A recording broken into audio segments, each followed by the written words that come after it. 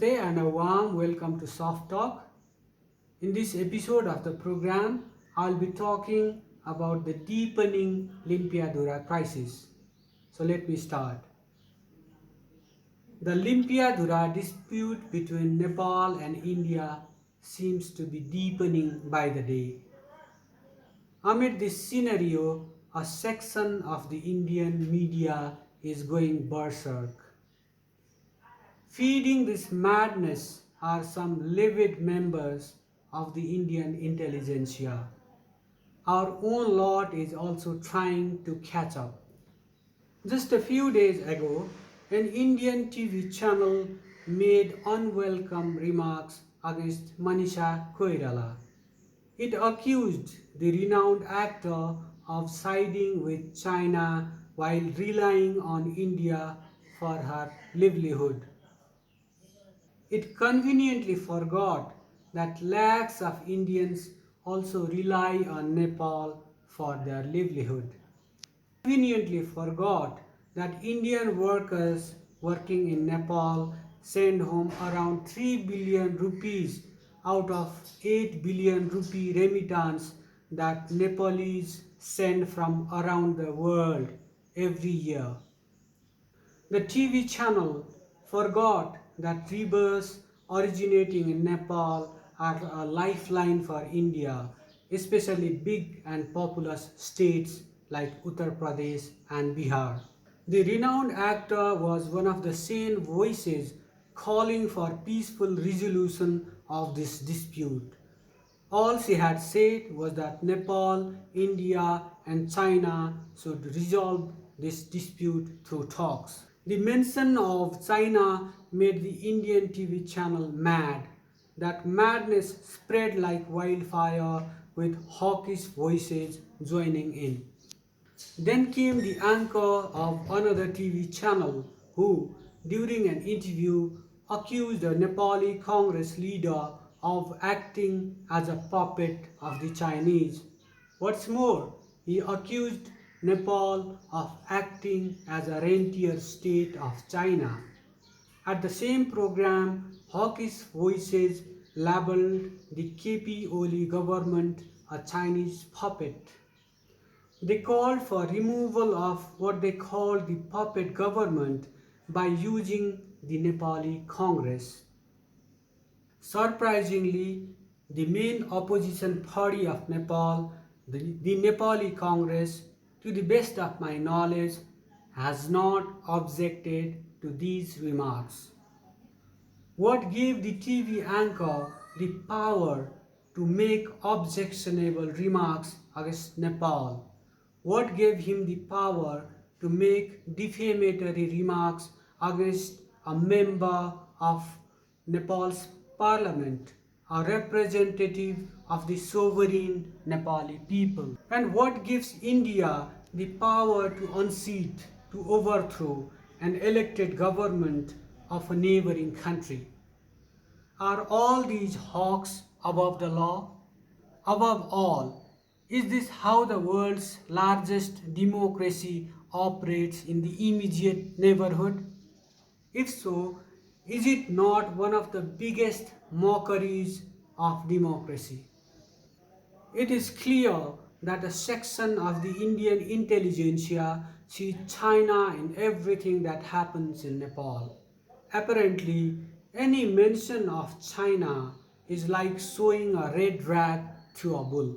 Members of the Indian intelligentsia easily forget that Nepal is in an unenviable position vis-a-vis ties with both of her neighbors. Nepal loses when the two neighbors go to war. Though no party to the war, Nepal lost the 1962 war between India and China.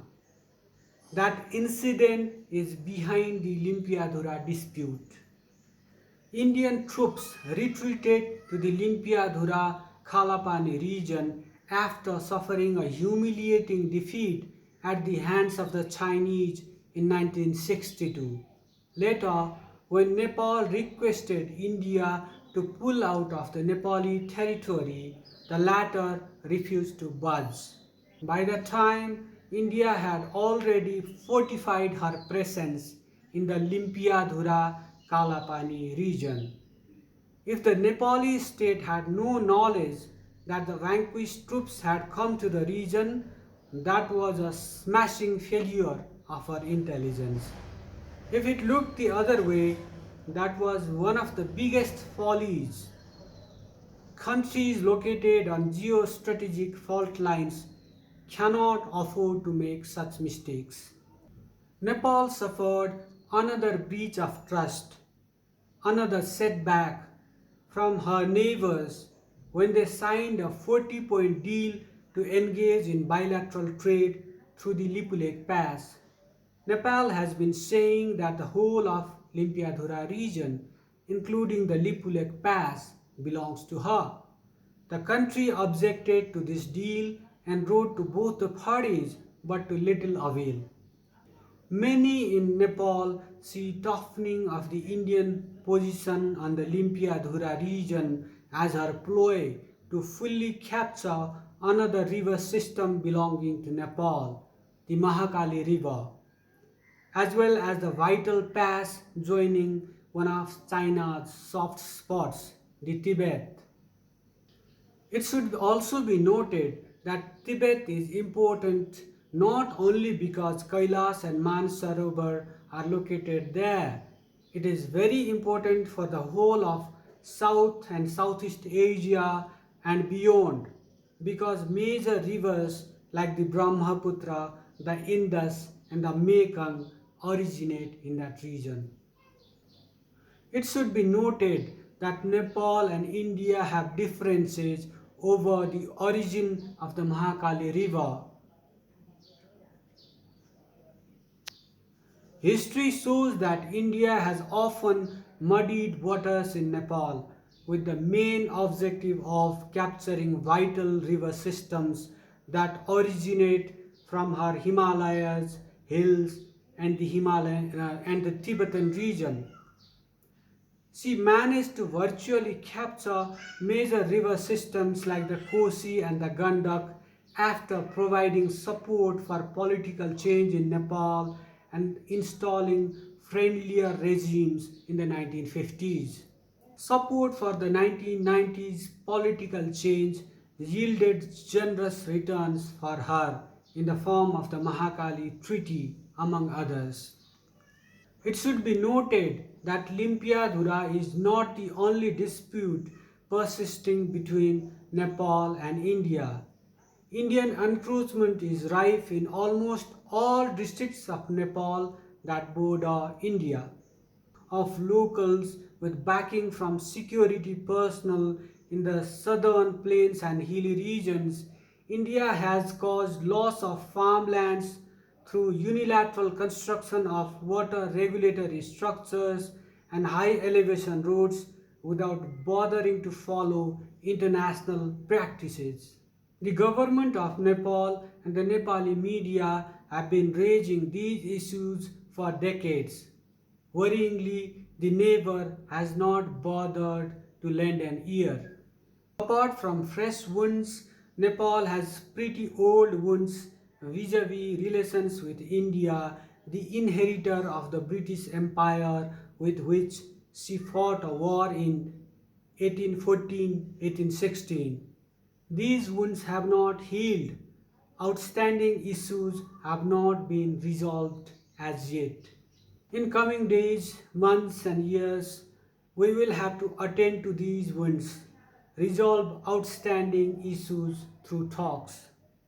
Let's hope that the oft invoked historic people to people and so-called special relations will guide us through these troubling times. It's too early for you and me, for the Nepalis and the Indians to lose our cool and go berserk, for formal talks between the two countries have not yet begun. Truth prevail, let justice prevail, let peace prevail. With these remarks, I conclude, I wrap up this edition of Soft Talk. Please like, subscribe, and subscribe to my channel, and do not forget to comment. Do not forget to ensure that the comments are decent.